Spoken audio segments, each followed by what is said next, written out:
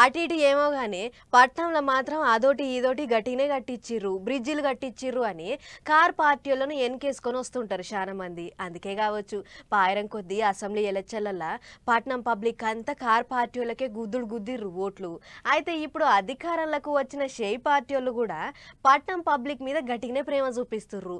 Car పార్టీలను మరిపించే ఈగ్రం చేస్తుర్రు. ఇక చూడుర్రి సర్కారోళ్ళు ఏం చేసిర్రు. పాత సర్కారోళ్ళ ఆనవాళ్ళన్నీ చెరిపేయాలని గట్టిగానే కంకణం కట్టుకున్నట్టుంది సీఎం సారు. అన్నిటికీ మించి హైదరాబాద్ పట్నం మీద గట్టిగా నజరేసిండు. కారు పార్టీల కంటే ఎక్కువ పని చేసి చూపెట్టాలి అన్నట్టే చేస్తున్నాడు సారు.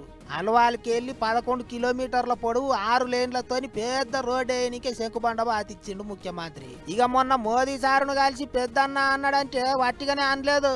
రాష్ట్రానికి పని కావాలి కాబట్టి అన్న తప్పేమున్నదని మాట్లాడిండు కదా సారు. ఆగో గాయుగురం చేయబట్టే ఇప్పుడు గింత పెద్ద రోడ్డు వచ్చింది అన్నట్టు చెప్పుకొచ్చిండు. గత ప్రభుత్వం ప్రజల యొక్క అవసరాన్ని కూడా మర్చిపోయి కేంద్రంతో గిల్లి కజ్జాలు పెట్టుకొని ఈ ప్రాజెక్టును పక్కన పడేసింది. ఊకూకే సెంటర్ సర్కారులతోని లొల్లి పెట్టుకుంటే ఏం రాదు. ఏమన్నా ఉంటే కూకొని మాట్లాడుకోవాలి. గట్లయితే గిసోంటి పనులు అవుతాయి అన్నట్టు మాట్లాడిండు. అంతేకాదు అప్పట్లో పాత సర్కారోళ్ళు వాళ్ళేంది ఇచ్చేది మేమే ఇస్తున్నాం అని మాట్లాడితే కొత్త సర్కారోళ్ళు మాత్రం సెంటర్ సర్కారులతోని గట్టిగానే దోస్తాని చేస్తున్నారు.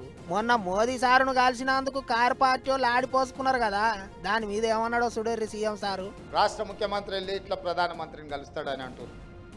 10 సంవత్సరాలు మీరు దిక్కుమాలిన విధానం అవలంబించడం వల్ల శిక్ష ప్రజలకు పడ్డది.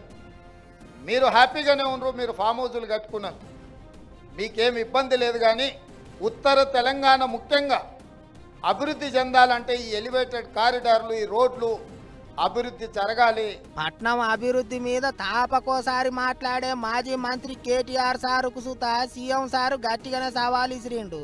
మిత్రుడు కేటీఆర్కు నేను సూచన చేస్తున్నా, హైదరాబాద్ నగర అభివృద్ధి కోసం ధర్నా చౌక్లో ఇంద్ర పార్క్ దగ్గర మీరు ఆమరణ నిరాహార దీక్ష చేయండి, మేము సంపూర్ణంగా సహకరిస్తాం.